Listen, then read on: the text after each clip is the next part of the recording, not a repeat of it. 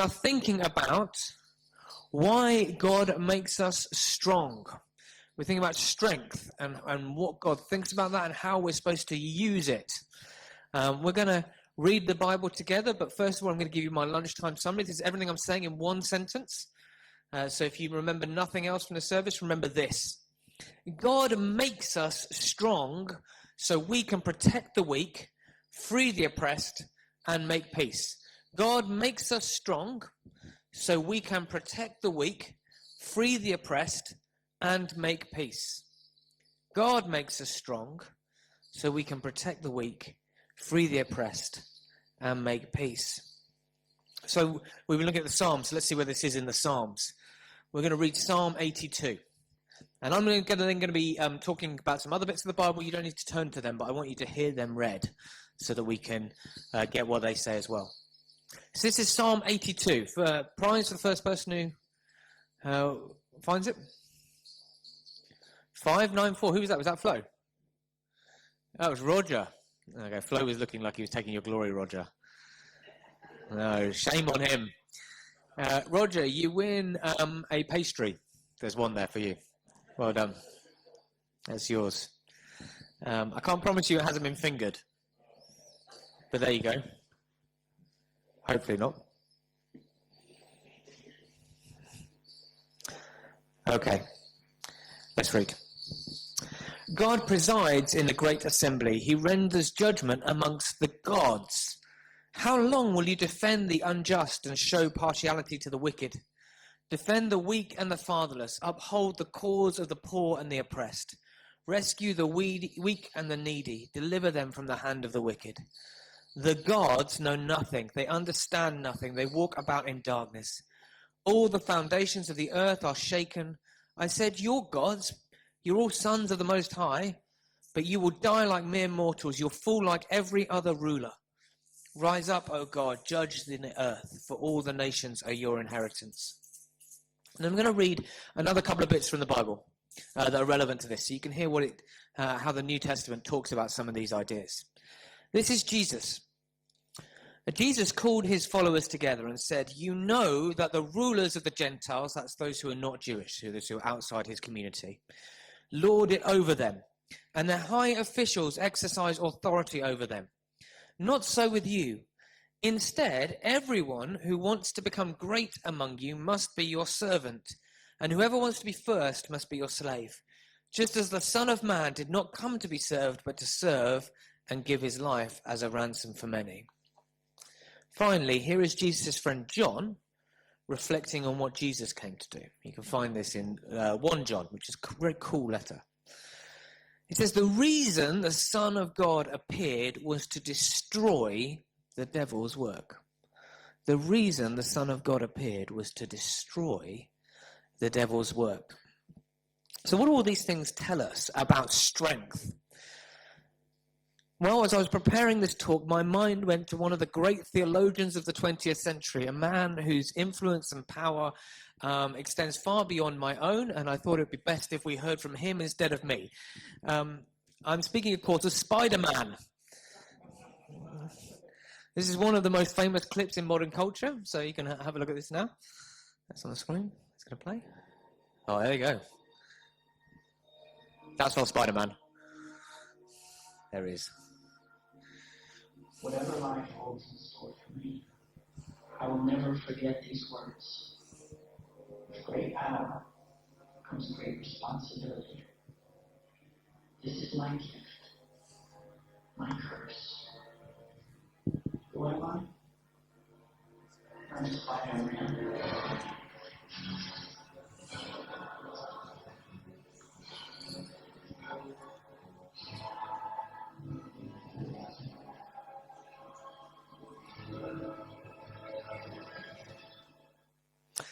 There you go. Spider-Man. Now, it might seem strange to begin a sermon with Spider-Man. If that's the case, you don't know me very well at all. Everything begins with Spider-Man. No, I want you to keep that clip in mind in the rest of everything I'm saying today. Comics are actually very nearly always retellings of Christian and Jewish themes repackaged in a bright costume, right? That's Spider-Man from 2002. It's a great example. In the peak scene of the movie, Spider-Man literally saves a group of people in the shape of a cross, appears to die, and then comes back to life, right? I mean, I'm not seeing something that's not there. And there's this idea in Spider-Man that is drawn from the Bible, that with great power comes great responsibility. So what do we see in Psalm 82? Where is this in Psalm 82? Well, this is a psalm which is addressed to the powerful. You'll notice if you're looking at it, the psalm uses the word God and gods in two different ways. It's actually two different Hebrew words. And one is talking about God, the Almighty, the creator of heaven and earth, the one who sits in judgment over everyone. The other is talking about people who are strong in this life. The word literally means mighty ones. You can see as you come to the end, they're like human kings, human rulers, warlords, people who've acquired strength. The psalmist knows there's really only one God. That's who he refers to at the start. And God is the supreme strength, the source of everything, the one who even kings and rulers give an account to. But the psalmist isn't that interested in this sermon in God for who God is. What he's talking to, the people he's talking to, are those who are strong in this world, those who are rulers in this world, those who have power in this world. And the whole message of the psalm is, you've been given this power, now you must use it correctly. And the sting of the tale is you're going to give an account to the one who's all-powerful. Right, that's what comes at the end. That's the first thing we should notice is the psalmist, and nowhere in the Old Testament or really in the New Testament, is it said it's bad for people to be strong. Now, you can have strength in lots of different ways. You can be physically strong. Right, men tend to be physically strong. Right, you notice this as you watch them grow and you see them mature. They develop strong bodies filled with muscle. That's good. It's good that men are physically strong. People develop different economic strength. You can make money and have money, become what we call rich. I'm going to say something quite controversial for a Christian preacher. That's quite good. Right, it's good to make money. Now, there is a sting in the tail, which is that money will poison your life if you don't treat it correctly, right? It's like owning a very, very powerful weapon. If you point it in the wrong direction, it will kill you. Right? Money is just like that. But it's good. Why do I say that? Well, Jesus told a story about a rich man called the Good Samaritan. Do you ever think about that in that story? This is a man who has money.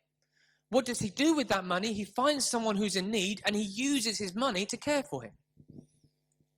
It's good to be strong.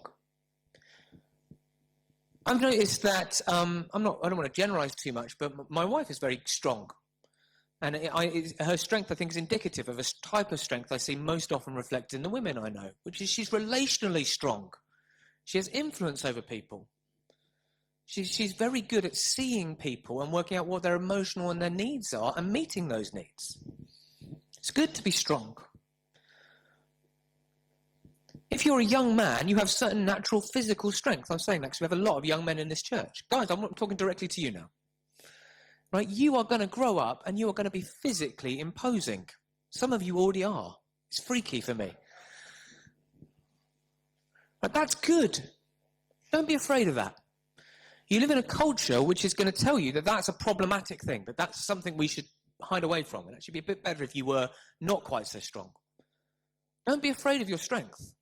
That's what God has made you to be like. It's what God wants for you. If you're smart or you're creative, God made you like that. That's good. If you're faithful or you're able to make money or run businesses or govern or care for your friends, that's good. Lean into it. The things we are good at, even the privileges we receive at birth, in some cases, are not in themselves bad. They are gifts. To paraphrase Spider-Man, God gives great power. And that looks different for each of us. And it's fine. It's necessary even. If you don't understand that, you will never start to use those gifts well. I had a great blessing to go to a really good state school. It was great. One of the things that was drilled into us, it was one of the last sort of state selective schools, and it was great because my parents had no money, and but I was gifted academically, so it was great for me. I'm not endorsing the grammar system. Please don't talk to me about politics. I don't want to talk about it. But it worked really well for me. One of the things that was drilled into us was that with great power comes great responsibility. You've all been given gifts. You are all bright. That's not something that's given to you for you. It's funny, really. It wasn't a Christian school in any sense, and yet Christianity was so seeped into its ethos, they couldn't escape it. What this means, that God makes people strong and puts strong people in the world, and that is good, is, I think, twofold. First of all, as a Christian, you have a moral duty to maximize your strength. John Wesley understood this. He said, make all the money you can. That's interesting, isn't it? Earn all you can. There wasn't any embarrassment with Wesley. Now, Wesley, to be clear, when he died, he'd made so much money during his life, the Inland Revenue did an investigation into him. They said, this guy must be a tax fraud. Because we know that, well, I mean, you've seen it on the news, haven't you? He's making shed loads of money. There are like mills all over the place. There are working things. He's got people put to work. People give money. Where's all the money going? He must have all the money stored somewhere. So they conducted a rigorous investigation of his life. And do you know what they found? He had 2 silver spoons. That was the sum of his possessions in the world. This guy who'd made millions in today's money. So he wasn't out to gain anything for himself, but he said, you should make all the money you can. Be physically strong. If you are a young man, or even an older man, you have a responsibility to maximize your strength. Now, that's not saying you should all go to the gym, but I want to take that seriously. Because God needs strong men in the world. Who else is going to stand up to bullies? Right? If you are a woman who has a group of friends, I mean, you might be a very strong, physically strong woman in the world, in which case, more power to you.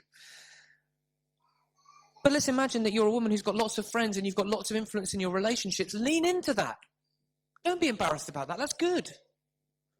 Maximize it. If you are clever, you should study. If you are able and you have a gift of the intellect, you have a moral duty as a Christian to use it, to maximize it.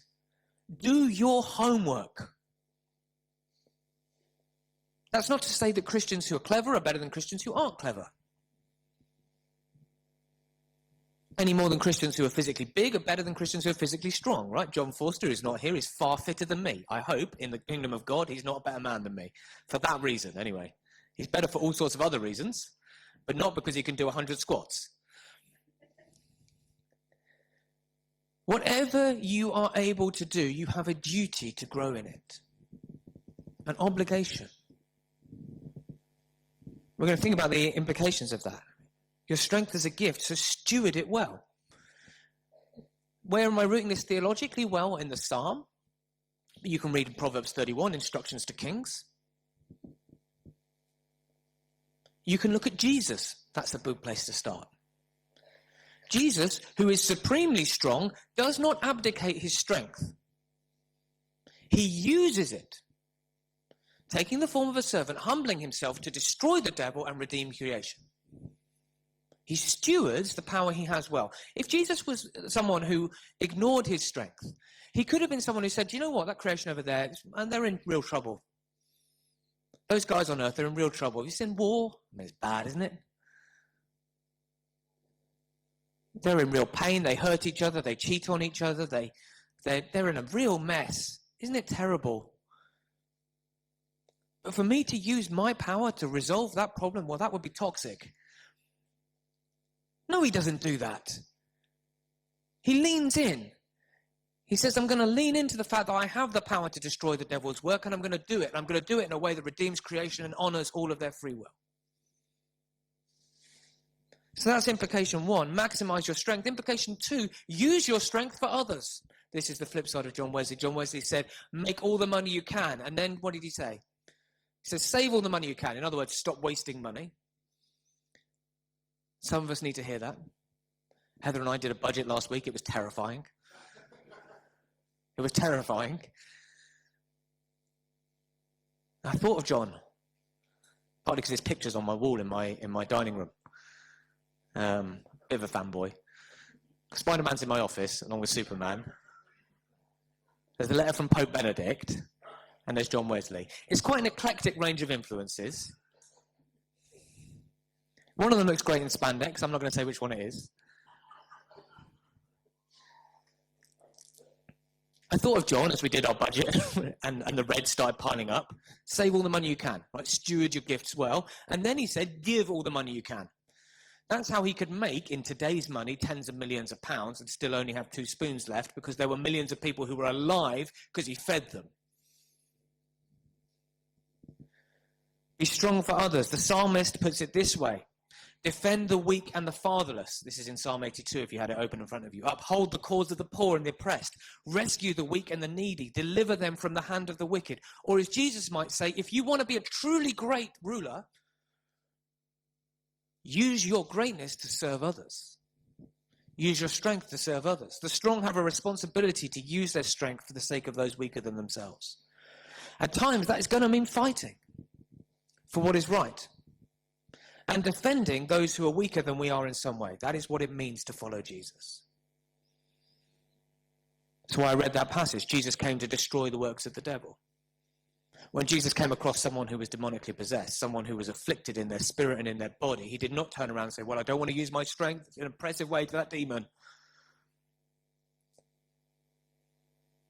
He found one of his children being oppressed by an evil force, and he stood up against it and dealt with it.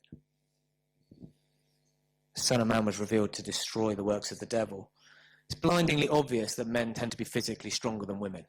I'm going to make it something real life now, rootless in real life. It's blindingly obvious to everyone who has ever lived in the world. Right? On average, I'm sure that there are some women here who are taller and stronger than me, but on average, men are bigger and stronger than women. Men, if you are a young man here and you are growing up, you need to know that that power comes with responsibility. You have power. You therefore have responsibility. You will have greater earning potential than your wives if you get married. In the end, that will partly be because of oppressive structures, but also partly because you will be in the workforce longer than she will if you have children, right? It's just a fact of life. You have to use your strength for her. I will say that to the older guys as well. Your strength, that privilege, is given to you for her, for others.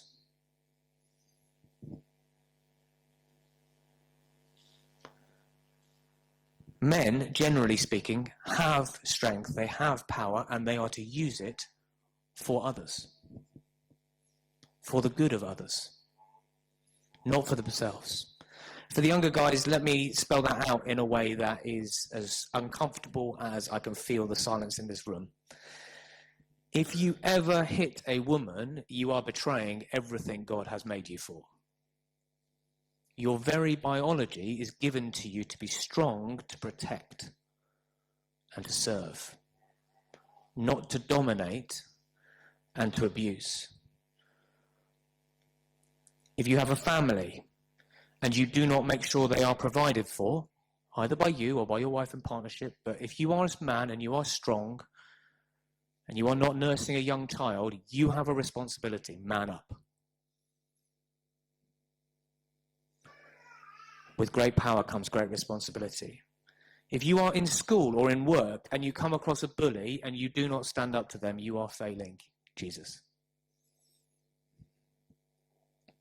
Now, it doesn't mean you need to fight them yourself, but it does mean I am looking to you, young guys and older women in work, and saying you are made strong to defend the weak.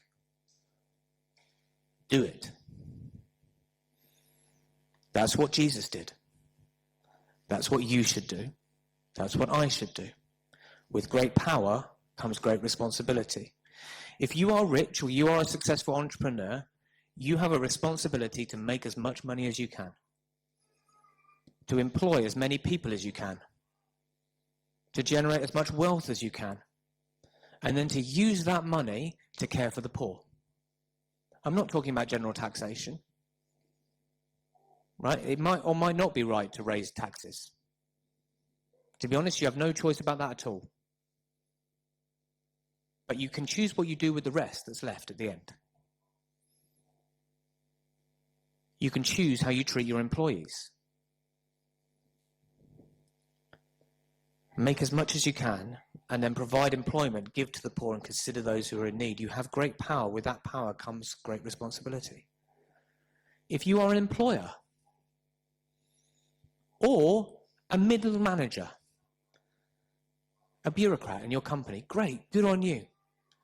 Do it as well as you can. Get promoted as far as you can. Exercise as much influence as you can. Consider your employees and then do what is right for them. With great power comes great responsibility. If you're a teacher, teach to the best of your ability. Be strong in your classroom for the sake of your students. Get promoted at school and do everything you can to maximize the gifts God has given you. With great power comes great responsibility.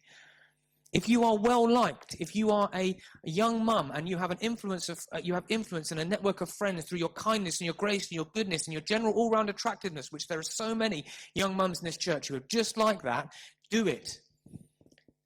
Do it to the best of your ability. With great power comes great responsibility. Everyone has the responsibility to extend the reign of justice, kindness, goodness, gentleness, peace. When we are strong, that responsibility is greater. So what does this mean as we come to know hope, show hope, and share hope? Well, first, get strong. That doesn't mean you have to be me. I'm not looking at anybody else in this church to do a theology PhD, right? 100%. So you could breathe a sigh of relief. If you thought that was where the sermon was going, it's not where it's going. Whatever you are strong at, get strong. Work out. If you are a man, maximize your strength. If you are a student, study hard. If you are a friend, be a friend to the best of your ability. If you are a parent, pray for your kids. Find out how to be a better parent. Get better. You've got a responsibility. Get strong. Take life seriously. Again, I speak to the young.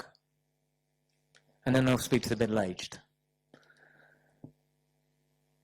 If you're young, you can imagine that you can just skip through life. And nothing is serious. Wake up. Wake up. Take it seriously. Take it seriously. Study if that's your thing. Play if that's your thing. Laugh with your friends. But do it intentionally. If you're middle-aged, you can get tired. I'm tired so much of the time. And you just want to settle down and watch Netflix. Or Disney Plus. I've got a free trial. It's amazing. Isn't it wonderful, right?